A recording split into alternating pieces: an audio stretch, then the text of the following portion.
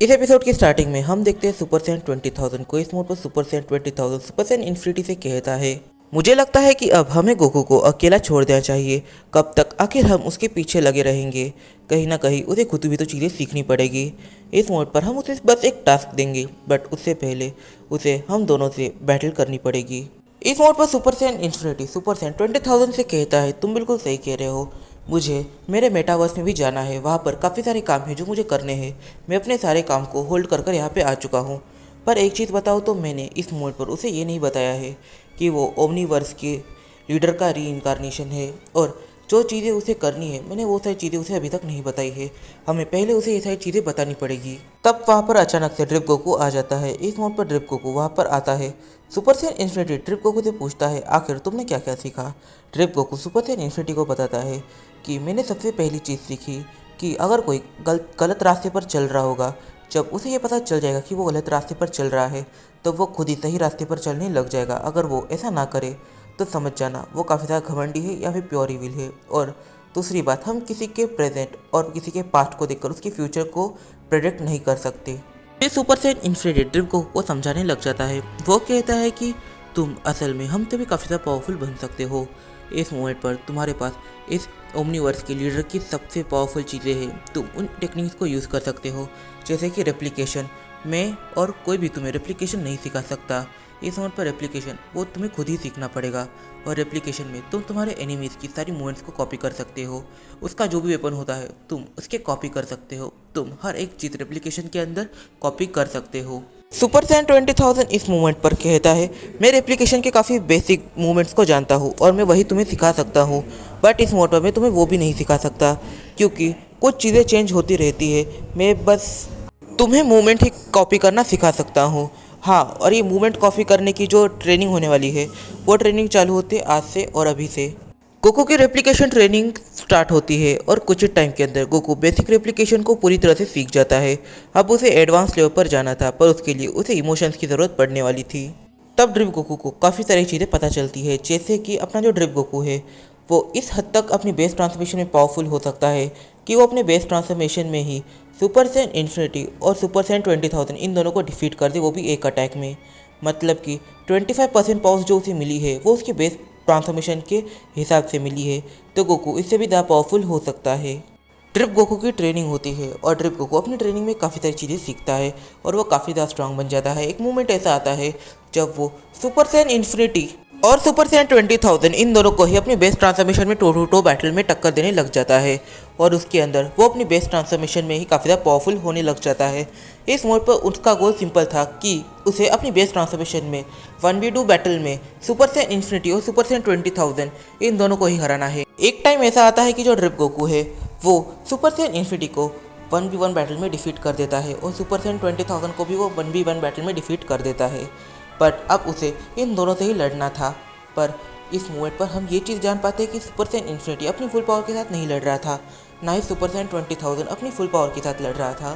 Drip Goku को अब भी काफ़ी सारी चीज़ें अचीव करनी है, बट हाँ, एक चीज़ जो मैं कह सकता हूँ कि इस मोड पर ड्रिप गोकू ने 25 में से 5% पावर्स के ऊपर अपना एक्सेस कंट्रोल पा लिया है। और एक चीज़, इस मोमेंट पर वो उन्हें डिफीट कर सकता है स्ट्रेंथ के मामले में, बट उसके बाद अभी भी ओमनीवर्सल कॉन्शियसनेस नहीं आई है, उसे वो अचीव करनी पड़ने वाली है। फिर वो मोमेंट आ जाता है जब ड्रिप गोकू को बैटल करनी पड़ जाती है सुपर सैयन इन्फिनिटी और सुपर सैयन 20,000 से, बट शर्त ऐसी है कि गोकू अपनी बेस ट्रांसफॉर्मेशन में लड़ेगा। इस मोड पर सुपर सैयन इन्फिनिटी काफ़ी अच्छे से जानता है कि ड्रिप गोकू पर उसके जो गोल्डन हेयर ट्रांसफॉर्मेशन है ये बिल्कुल भी काम नहीं आने वाली, इसलिए उसने काफ़ी अच्छे से एक्सपीरियंस किया है, तो वो अपनी इविल साइकिल को आगे आने देता है और अपनी सबसे पावरफुल वाइट ट्रांसफॉर्मेशन में चला जाता है, जिसके अंदर उसके बारे बिल्कुल MUI की तरह हो जाते हैं। दूसरी तरफ सुपर सैयन 20,000 वो भी ड्रिप गोकू से 1v1 बैटल में हार चुका है।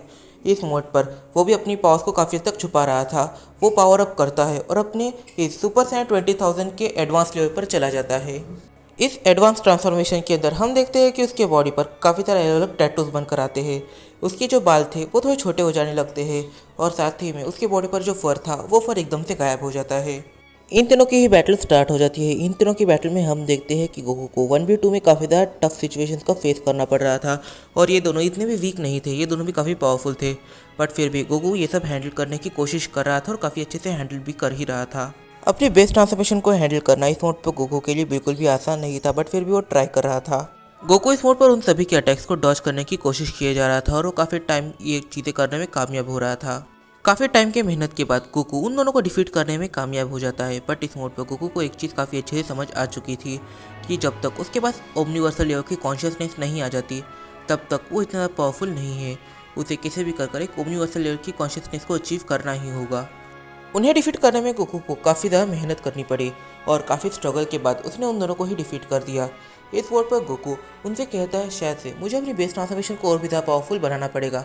वो दोनों कहते हैं चलो एक चीज़ है जो तुमने काफ़ी अच्छे से करी, तुमने हम दोनों को डिफीट कर दिया और सारी चीज़ें हमें प्लान के हिसाब से चल रही है। अब तुम्हें अकेले हो जाना चाहिए। इसका मतलब कि तुम अकेले ही ट्रैवल करो, ओमनीवर्स को पूरी तरह से एक्सप्लोर करो और तुम्हारा टास्क ये होना चाहिए कि नए नए और पावरफुल बीन्स के साथ बैटल करो और उनकी पावर्स को अपने अंदर एब्जॉर्ब करो। अगर तुम ट्रेनिंग करके ये सब अचीव करना चाहोगे तो इसके लिए ना जाने कितना टाइम लग जाएगा और तब तक चीज़ें काफ़ी ज़्यादा मिक्सड अप हो जाएगी। इससे अच्छा तुम कुछ पावरफुल बीन्स को मारकर उनकी पावर अपने अंदर एब्जॉर्ब करो, ये तुम्हारे लिए अच्छा रहेगा। जैसे ही गोकू सुपर सैयन 20,000 और सुपर सैयन इन्फिनिटी इन दोनों से अलग होता है, वैसे ही ड्रिप गोकू अपना अलग रास्ता पकड़ लेता है। वो अपने आगे सबसे पहला गोल रखता है कि उसे अपनी जो पावर है उसे काफ़ी ज़्यादा इंक्रीज़ करना है, जो रेप्लिकेशन पावर है खास करके उसे, और ओमनिवर्सल कॉन्शियसनेस को भी अचीव करना है। इस मोड पर गोकू को अपनी जो ओमनिवर्सल कॉन्शियसनेस थी उसे पावरफुल करना था। इसकी वजह से वो अलग अलग टाइमलाइंस को देखना चालू कर देता है। वो सबसे पहले जिस टाइमलाइन में जाता है उस टाइमलाइन में गोहान एक लड़की होती है और ये टाइमलाइन हूबहू फ्यूचर टाइमलाइन की तरह होती है।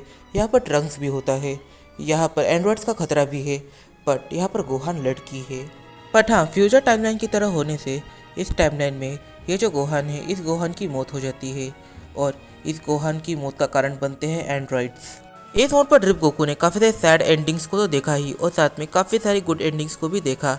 इस मोड पर ड्रिप गोकू अपने अंदर खुश भी था और दुखी भी था, क्योंकि उसकी अलग टाइमलाइन में अलग चीज़ें होती है, अलग टाइमलाइन में अलग चीज़ें होती है। ये मल्टीवर्स कितना बड़ा है वो यही देख रहा था। फिर ड्रिप गोकू काफ़ी सारी अलग फ्रेंचाइजीज को एक्सप्लोर करने लग जाता है, इससे कि उसकी कॉन्शियसनेस काफ़ी हद तक डेवलप होने लग जाती है। वो चीज़ों को समझने लग जाता है। धीरे धीरे वो काफ़ी ऐसी चीज़ों को समझता जा रहा था जो उसे समझनी नहीं चाहिए थी। उनमें से एक थी इंकर्शंस। ड्रिप गोकू जैसे जैसे चीज़ों को एक्सप्लोर कर रहा था वैसे वैसे वो इंकर्शंस के बारे में जानने लग जाता है। जैसे कि इंकर्शंस के अंदर ये मैटर नहीं करता कि बंदा कौन से फ्रेंचाइजी से है, कौन सी टाइमलाइन से है, वो किसी और ही जगह पर आकर अटक जाता है और वो वापस अपनी उस जगह पर, अपनी टाइमलाइन पर, अपनी फ्रेंचाइजी में वापस नहीं जा सकता। वो वहाँ पे अटक गया तो अटक गया, उसका कोई चांस नहीं है वापस अपनी घर जाने का। उनके वहाँ पर होने से काफ़ी सारी इंपॉर्टेंट इवेंट्स निकल जाते हैं और इससे काफ़ी बड़ी प्रॉब्लम होती है। और ड्रिप गोकू ने अपनी जर्नी के दौरान ऐसे एक लड़की को देखा। उस लड़की की हालत काफ़ी ज़्यादा ख़राब थी, बट इस मोड पर गोकू कुछ कर भी नहीं सकता था। वो उस लड़की को उसके ही हालत पर छोड़ देता है और कहता है अगर फ्यूचर में मेरे पास पावर आ जाए तो फिर मैं इसे ज़रूर से सेव करूँगा और बाकी लोगों को रेस्क्यू करूँगा। फिर जब गोकू अपनी जर्नी पर जाता है तब उसे ऐसे काफ़ी सारे लोग दिखते हैं। तो इस वीडियो में काफ़ी सारे सवाल निकल के आते हैं। सबसे पहला सवाल तो ये निकल के आता है, आखिर गोकू ने जिन भी लोगों को देखा है, जिन लोगों ने इस मोड पर इंकर्जन्स को फेस किया है, तो फिर उनके पीछे की बैक स्टोरी क्या हो सकती है और साथ में गोकू ऐसा क्या कर सकता है जिससे कि गोकू ये सारी चीज़ों को बंद कर सके या फिर कहीं ना कहीं स्टेबल रख सके। और साथ ही में इंकर्जन्स का असली मतलब क्या यही है या फिर इसके बारे में कुछ ऐसी चीज़ें जो हमें फ्यूचर में पता चलेगी। इस वीडियो में काफ़ी सारे सवाल निकल के आते, तो इन फैसलों की जो हम जानेंगे अपने आने वाले कुछ वीडियोज़ में। तब तक के लिए बाय बाय। वीडियो पसंद आए तो वीडियो कर दिले को, चैनल को दे सब्सक्राइब और वीडियो को अपने फ्रेंड के साथ शेयर जरूर से कर लेना। और गाइज प्लीज़ इस वीडियो पर 50 कमेंट्स कर देना, ये मेरी आपसे आज एक रिक्वेस्ट है।